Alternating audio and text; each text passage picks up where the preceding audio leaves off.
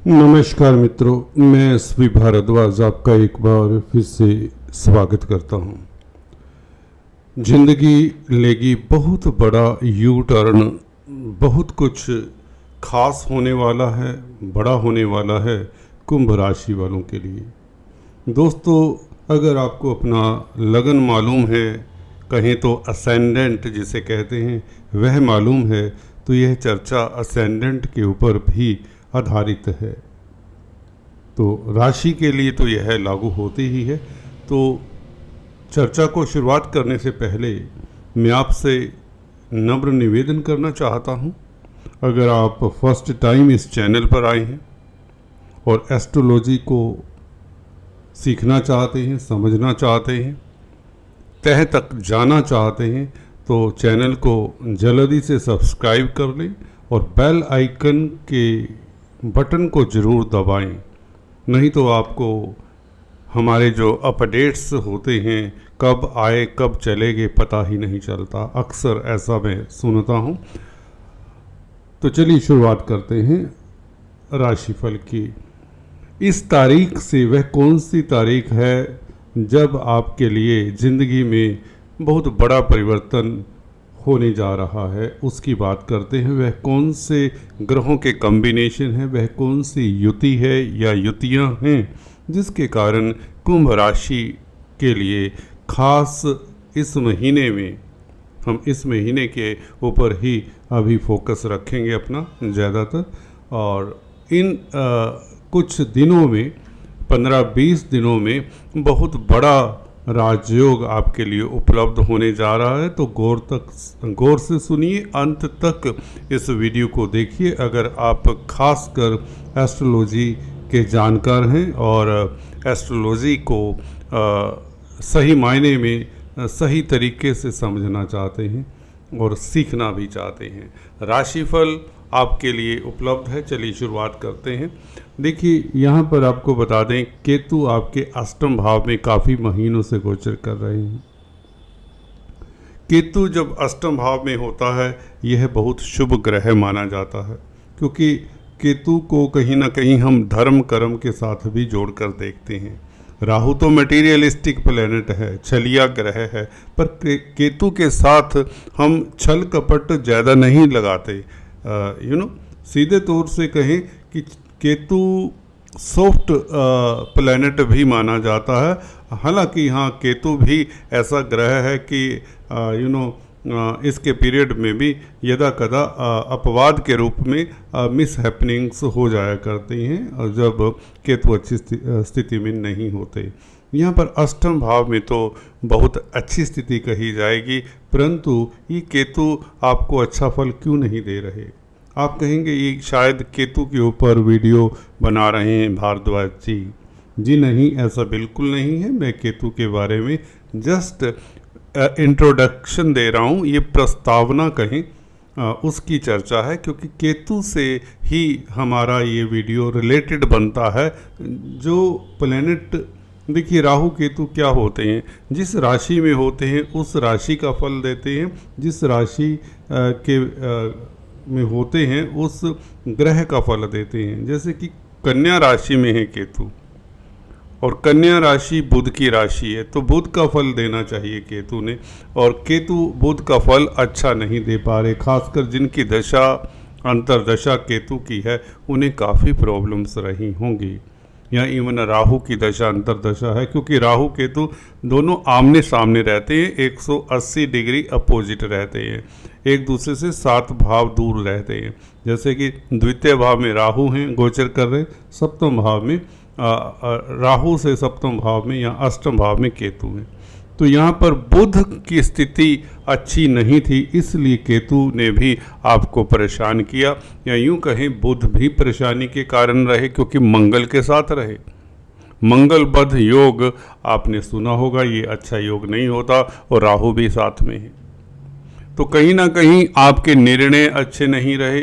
अगर निर्णय कुछ करने की कोशिश भी की तो उसमें अवरोध रहे, इम्प्लीमेंट नहीं हो पाती, आपकी बात की सुनवाई नहीं होती, क्योंकि स्पीच के भाव में आज तक बुध गोचर कर रहे हैं। तो केतु अष्टम भाव में क्या करते, केतु देखिए अकस्मात ढंग से कुछ न कुछ ऐसे समाचार दे देते हैं, या देखिए पताल का घर है अष्टम भाव, आपकी सोच को पताल तक ले जाते। कहने का मतलब आप सोचते तो बहुत रहे हैं। बुध भी ऐसा प्लैनेट है जो मंगल के साथ बैठकर बुद्धि को नेगेटिव विचारधारा में उलझा देता है, कन्फ्यूजन में, डर में, भय में, चिंता में। और केतु भी साथ में जब मिल जाए बुध की राशि में, है ना, तो बुद्धि काम नहीं करती या कोई साथ नहीं देता। और वाणी भी यहाँ पर स्पीच के कारक हैं, बुध स्पीच के भाव में है राहु मंगल के साथ, तो वाणी बहुत आपका नुकसान किए होगी। भले परोक्ष रूप से, प्रत्यक्ष रूप से आपको नहीं समझ आया होगा, आपकी स्पीच आपके लिए जो एक ब्रह्मास्त्र का कार्य कर सकती है, अक्सर करती है, क्योंकि आपके लिए तो बुध पंचम भाव के मालिक है, अच्छे ग्रह हैं बुध। पर इस अवधि में पीछे कुछ दिनों में आपने नोट किया होगा, बुध ने साथ नहीं दिया, बुद्धि ने साथ नहीं दिया, वाणी ने साथ नहीं दिया। इवन व्यापार के कारक हैं, तो व्यापार में भी मंदी का दौर रहा। ये अकेला छोटा सा ग्रह है, परंतु ये निर्मम तौर से हमारे रास्तों में आ जाता है। कुमार ग्रह, इसकी ही चर्चा करने जा रहे हैं दोस्तों। कल से ये ज़िंदगी में बहुत बड़ा यू टर्न, क्योंकि राहु और मंगल के पाश से निकल रहा है। हालांकि कुछ जातकों के लिए, 10% जातकों के लिए बुध फिर भी इतने बुरे नहीं रहे, जैसा कि मैंने अक्सर वीडियोस में बताया, क्योंकि बुध यहाँ से बैठकर केतु को उच्च की दृष्टि से कम देखते रहे। तो इसलिए यहाँ पर अकस्मात ढंग से कुछ जातकों के लिए विंडफॉल का कारण भी बने। लॉटरी, सट्टा, ऑनलाइन बिजनेस, वायदा व्यापारियों के लिए, जैसे कि मुझे 3-4 व्हाट्सएप मैसेज आ चुके एक महीने के दरमियान कि उन्हें बहुत बड़ा लाभ हुआ, करोड़ों का लाभ हुआ। एनीवेज, वो हमने पहले बताया था कि अष्टम भाव के ऊपर बुध की दृष्टि रही। देखिए, बुध द्वितीय भाव में फंसे रहे, बुद्धि का बल नहीं काम किया, सोच काम नहीं किया, विचार शक्ति काम नहीं की, पारिवारिक मतभेद रहे हैं, कलह क्लेश रहा है। वो भी क्योंकि सेकंड हाउस में क्रूर ग्रह बैठ जाए तो दिक्कतें थी, परंतु अष्टम भाव के ऊपर उसकी दृष्टि अचानक से लाभ भी करवा गई, जिनके लिए बुध या केतु अच्छी स्थिति में रहे होंगे कुंडली में, निष्पाप रहे होंगे कुंडली में। या चलिए, ये बात लंबी हो जाएगी, हम बात करते हैं फलादेश की, जिसका आपको इंतज़ार होता है। बुध देखिए कल से सूर्य के साथ, शुक्र के साथ मिले जाएंगे, और गुरु का 1 मई को परिवर्तन हुआ है, जो बहुत सुखद है। हमने पीछे भी बात कही है। देखिए, मैं बार बार कहता हूँ, कुछ ऐसे ज्योतिष हैं, देखिए ज्योतिष बनने के लिए हमारे देश में ये विडंबना कहें या बुरी बात कहें कि इसके लिए कोई सर्टिफिकेट की ज़रूरत नहीं होती। गौर करिए इस बात को। वैदिक ज्योतिष की प्रैक्टिस करना है, या कोई भी ज्योतिषी है, किसी भी पद्धति से करे ज्योतिष, उसके लिए कोई सर्टिफिकेट की, कोई कोर्स की ज़रूरत नहीं होती, और कोई भी यहाँ पर ज्योतिष का व्याख्यान करने लग जाता है। तो उससे क्या होता है कि यूट्यूब, इंटरनेट है, जो भी दूसरे रास्ते हैं, उससे व्यक्ति ऐसी बातें फैलाते हैं कि जो हमारे वैदिक ज्योतिष के लिए हितकर नहीं है। एक मजाक भी उड़ता है ज्योतिषियों का। सो बी केयरफुल। एक सही, देखिए, सुपरस्टिशन फैलाने, अंधविश्वास फैलाना, टूने टोटके फैलाने वाले बहुत मिल जाएंगे, जो आपको हमारे देश की गरिमा के ऊपर भी एक क्वेश्चन मार्क खड़े करते हैं ऐसे व्यक्ति।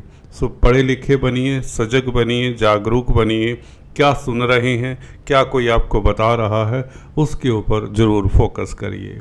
मेरी बात के ऊपर थोड़ा सा चिंतन करिए, आपको समझ आ जाएगा कि क्यों ज्योतिषियों से लोग डरते हैं। एनीवेज, यहाँ पर कोई डराने की बात नहीं, कोई टूने टोटकों की बात नहीं होती, कोई ब्लैक मैजिक नहीं, कुछ नहीं। सिंपल बात वैदिक एस्ट्रोलॉजी की, सिद्धांतों की, और वो घटनाक्रम जो होना है वह होकर रहता है। हाँ, अगर आप पूजा पाठ करते हैं दान पुण्य करते हैं, जो सिंपल रेमेडीज़, वैदिक रेमेडीज़ होती हैं, या कई बार हम लाल किताब को भी सजेस्ट कर देते हैं इन एक्सट्रीम केसेस, तो वह काम करती हैं। बुध देखिए कुमार ग्रह तृतीय भाव में, यहाँ पर काल पुरुष की कुंडली आपको हमेशा दिमाग में रखनी चाहिए। काल पुरुष की कुंडली में यहाँ पर मिथुन राशि आती है, तो वैसे ही बुध यहाँ पर बलवान हो जाते हैं। एक बात। दूसरी बात ये हुई कि सूर्य के साथ रहेंगे। सूर्य हालांकि 13 तारीख तक बुध के साथ होंगे। बुध द्वितीय राजयोग जिसे कहते हैं ये बनेगा। सूर्य अपनी राशि से नवम स्थान में है, सप्तम भाव के मालिक हैं सूर्य। सप्तम भाव का मालिक सूर्य अपनी राशि से नवम स्थान में हो तो बुध द्वितीय राजयोग ये बहुत अच्छा रहेगा। बौद्धिक बल जो काम नहीं करता था वह आज से ही आप देखेंगे, आज से ही आप फील करेंगे, एहसास करेंगे कि गुरु की कृपा के कारण। आप कहेंगे यहाँ पर गुरु कहाँ पर बीच में आ गए। देखिए गुरु भले अस्त हो गए हों, किसी ने कमेंट किया था, हालांकि हम कमेंट का जवाब नहीं दे पाते अक्सर, क्योंकि इतने कमेंट होते हैं और इतना काम होता है कि सम टाइम कोशिश करते हैं कमेंट का जवाब दें। किसी ने कमेंट दिया गुरु तो अस्त है, इससे शुभ फल कैसे मिलेगा। देखिए इतना बड़ा ग्रह अस्त भी भले हो जाए तो राजयोग तो देना बंद नहीं कर देगा। दिमाग में रख लीजिए, मैंने हजारों कुंडलियों का विश्लेषण कर लिया है, करीबन 1 लाख से ऊपर कुंडलियां मैं देख चुका हूं। ठीक है, मैंने अक्सर पाया है कि गुरु जैसा प्लेनेट भले किसी होरोस्कोप में अस्त भी हो परंतु केंद्र त्रिकोण में हो तो वह ग्रह बुरा फल नहीं देगा अगर वह बुरे भाव का मालिक नहीं है। गुरु अच्छे भाव का मालिक है, जैसे कि आपकी कुंडली में है, तो ये धन की बरसात वाला योग बन चुका है। भले मई के महीने में अस्त है तो इसका मतलब ये नहीं कि धन नहीं आएगा, ये भूल जाइए, ये भूल जाइए। धन की वृद्धि कल से ही शुरू, बल्कि आज से ही शुरू हो जाती है, क्योंकि बुध शुक्र के साथ भी मिलते हैं, जो लक्ष्मी नारायण राजयोग जिसके बारे में शायद हमने चर्चा की है, कुछ वीडियोस बनाई हैं। आपके लिए शायद पहली वीडियो है। लक्ष्मी नारायण राजयोग भी बनाता है, बुध द्वितीय राजयोग भी बनता है। कल से एक राजयोग नहीं, ये 3-4 राजयोग बनते हैं। 3rd हाउस के बुध अकेले ही बैठे हों किसी जातक की कुंडली में, वह व्यक्ति बुद्धिमान होता है, तर्क की प्रकाष्ठा होती है, उसके साथ कोई डिबेट कर ही नहीं सकता जिसका तृतीय भाव में बुध हो और कुंभ लग्न राशि हो। और यहाँ पर पंचम भाव का भी मालिक है बुध, बुद्धि के कारक भी हैं और बुद्धि के मालिक भी हैं। तो सूर्य के साथ मिलेंगे, सूर्य सप्तम भाव के मालिक हैं। तो सप्तम भाव किसका है? वैवाहिक जीवन का है, व्यापार का है, आपके प्रोफेशन का है, रोज़मर्रा की आमदन का है। तो बुध द्वितीय राजयोग के कारण आपकी आमदन बढ़ती है और आमदन में एकदम से उछाल आने के योग बनते हैं, क्योंकि केतु बुध की राशि में बैठे हुए। गौर करिए, ये बात मैंने ऐसे ही नहीं कह दी, क्योंकि गुरु की दृष्टि केतु के ऊपर अब रहेगी। बहुत बड़ी बात है, गुरु का प्रभाव, धन के कारक का प्रभाव केतु के ऊपर, और केतु अष्टम भाव में बैठा हुआ ग्रह बुध की राशि में, जिनका बुध का महादशा अंतरदशा है, केतु का महादशा अंतरदशा है, सूर्य शुक्र और गुरु का महादशा अंतरदशा है, इनके पास अचानक से धन आएगा। ये फिर से रिपीट वापस करके वीडियो सुन लें, किन लोगों के लिए मैंने कहा है। इन दशाओं, अंतरदशाओं, प्रत्यंतर दशाओं वालों के पास धन आने वाला है। तो बुध सूर्य का योग आपका बौद्धिक बल बढ़ाता है, आपके निर्णय, जो कन्फ्यूज़न रहा, जो तनाव रहा, जो कुंठा रही, जो घर परिवार में कलेश रहा, वह आज से ख़त्म होता है। क्योंकि कल हालांकि परिवर्तन होगा बुध का, परंतु 1-2 रोज पहले बुध जैसे ग्रह का प्रभाव आ ही जाता है। तो सूर्य बुध आपकी आत्मा को एक हल्का करते हैं, तनाव मुक्त होते हैं। आप मौज करिए, धन भी आ रहा है और कोई अच्छा समाचार मिलने वाला है, चाहे संतान की बात हो, चाहे शेयर स्टॉक मार्केट की बात हो। 5वें भाव का मालिक है ना बुध, और सप्तमेश के साथ है। सप्तम भाव और पंचम भाव जहाँ भी इकट्ठा हो, कुंडली में कहीं भी इकट्ठा हो, राजयोग तो बन जाता ही। अब इस राजयोग के कारण आपको क्या फ़ायदा होगा? व्यापार में वृद्धि होगी। सप्तम भाव का मालिक वैसे ही उच्च का है। जो व्यापार रुका हुआ था, अवरोध था मंगलबद्ध योग के कारण, राजयोग तो नहीं, मंगलबद्ध योग ने आपका व्यापार रोका हुआ था। जैसे आप वहम में पड़ जाते होंगे कि किसी ने कुछ कर तो नहीं दिया, ऐसा नहीं होता दोस्तों। जल्दी से इतना आसान नहीं होता किसी को बांधना या कोई ये चीज़ें, it is not that simple. ठीक है, तो अब व्यापार आपका चलेगा। सूर्य बुध का योग, बुध द्वितीय राजयोग के कारण बुद्धि साथ देगी। आप जो निर्णय नहीं ले पा रहे थे, डिसीजन बहुत अच्छे होंगे। और दाम्पत्य जीवन में जो कड़वाहट थी वो दूर होगी। प्रेमी प्रेमिकाओं के संबंध, क्योंकि पंचमेश सप्तमेश जब भी इकट्ठे होते हैं, पंचम भाव रोमांस का होता है, सप्तम भाव भी आपके लव लाइफ का होता है, मैरिज लाइफ का होता है, आपके स्पाउस का होता है। तो आपका दाम्पत्य जीवन सुखद आज से ही हो चुका होगा। ठीक है, और ये आपके परिवार के ऊपर भी इसका बेस्ट प्रभाव पड़ेगा और व्यापार के ऊपर भी। देखिए, जब तक आप सुखी नहीं हैं घर परिवार में, तो व्यापार कहाँ से, नौकरी कहाँ से अच्छे से कर पाएंगे। तो यहाँ पर अब स्थितियाँ बेहतर रहेंगी, आप सुखी रहेंगे, संपन्न रहेंगे। अचानक से विंडफॉल, करोड़ों का लाभ होते देखा गया इस तरह की स्थिति में। वो इसलिए कह रहा हूँ क्योंकि यहाँ पर गुरु की दृष्टि केतु के ऊपर है और बुध फ्री हुए हैं मंगल राहु से, द्वितीय भाव से, नीच की राशि भी है। हाँ जी, नीच की राशि से फ्री होकर आ रहे हैं बुध, और बुध अपनी मिथुन राशि की ओर अग्रसर कर रहे हैं। अब ये गोचर बहुत बेहतर रहने वाला है। तृतीय भाव में बुध अच्छे होते हैं। बुध शुक्र के योग की बात करें तो देखिए, शुक्र तो भाग्य स्थान के मालिक हैं, भाग्य स्थान को देख रहे हैं, तो किस्मत कहीं ना कहीं आपके साथ खड़ी है। किस्मत के कारण आपके रुके हुए कार्य फिर भी गतिशील होते रहे होंगे। अगर कुछ जातकों के लिए ग्रह गोचर इतना अच्छा नहीं था, दशांतर दशा अच्छी नहीं थी, उन्हें हल्का फुल्का अवरोध रहा होगा। परंतु अब बता दूं, नटशल में अगर आप छोटी बड़ी यात्राएं करते हैं इस अवधि में, उसमें सफलता मिलेगी। कमीशन का काम, लाइजनिंग का काम, मिडल मैन है, दो पार्टियों को मिलाने का काम करते हैं, दलाली जिसे कहते हैं। समटाइम कमीशन का मतलब दलाली होता है। आप दो पार्टियों को साथ मिलाते हैं, लाइजनिंग करते हैं, दो पार्टियों को ज़रूरत है कोई काम उनका सिरे चढ़ाना है, पर आप में एक्सपर्टीज़ है कि किस तरह से ये काम हो सकता है, नॉलेज है किसी काम की, है ना। तो आप उस तरह के काम इस अवधि में बहुत मुस्तैदी से करेंगे, जिससे आपके पास धन आएगा, कमीशन के रूप में आएगा। और व्यापार के भी कारक हैं बुध, तो व्यापार जो नहीं चल पा रहा था, जिसमें नुकसान हो रहा था, खासकर पार्टनरशिप में आपको बहुत दिक्कत आ रही होगी, भले वह आपका लाइफ पार्टनर हो या बिजनेस पार्टनर हो, उसमें भी आपको कहीं ना कहीं अब सहज फील करेंगे रिश्तों में। और जहाँ तक शुक्र और बुध का संबंध है, ये आपको थोड़ा सा रोमांटिक भी बना देता है और क्रिएटिव बनाता है। आपको अच्छे समाचार मिलेंगे, शुभ, आप में पॉजिटिविटी रहेगी। पॉजिटिव रहेंगे तो आप जब भी किसी से मिलेंगे तो पॉजिटिव बात करेंगे।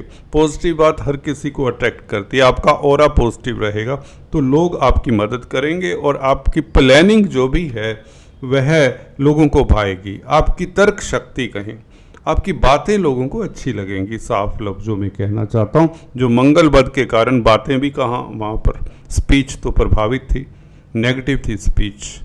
ठीक है, वो कई बार हमें पता नहीं चलता, हम कहना कुछ चाहते हैं, मन कुछ और बोल जाता है।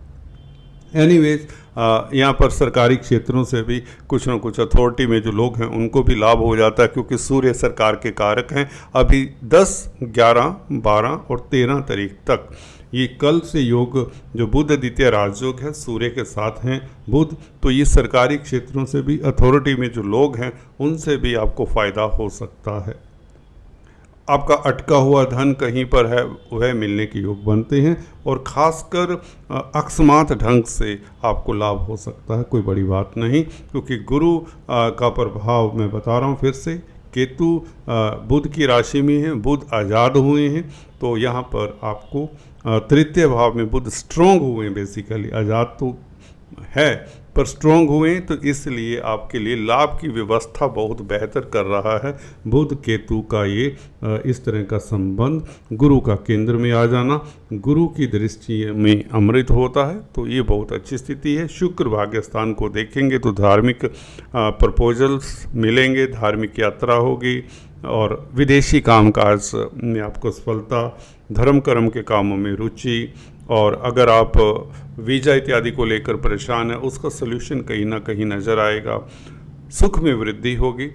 और लॉटरी, सट्टे, शेयर बाज़ार, वायदा व्यापारी हैं जो, या किसी तरह का व्यापार करते हैं, कारोबार करते हैं, पेट्स में डील करते हैं, फॉरेस्ट्स से संबंधित कामकाज है, तो उनके लिए बेहतर समाचार है ये बहुत अच्छा परिवर्तन है।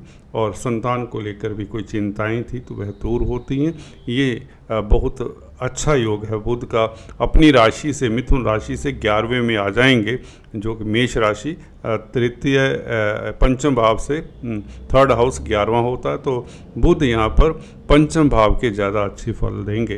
तो पंचम भाव आपकी एजुकेशन का भी है, तो एजुकेशन के लिए, शिक्षा के लिए भी समय पहले से बेहतर रहेगा। दोस्तों please do subscribe, like and share. आज इतना ही, फिर से मिलेंगे, तब तक के लिए स्टे ट्यून्ड।